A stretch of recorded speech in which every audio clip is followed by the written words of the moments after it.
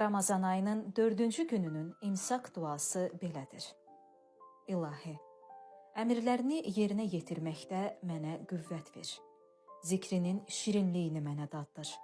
Sənə layiqincə şükr etmək üçün məni ilhamlandır. Kərəminə and verirəm. Məni öz himayəndə gizlət və qoru. Ey görənlərin ən bəsirətlisi. İftar duası isə belədir. İlahi, sənin üçün oruc tutdum. Verdiyin ruzi ilə iftarımı açıram və sənə təvəkkül edirəm. Orucumu qəbul et. Həqiqətən sən duaları eşidən və hər şeyi bilənsən. Ey geniş bağışlama sahibi, mənim günahlarımı bağışla. Allah orucunuzu qəbul etsin.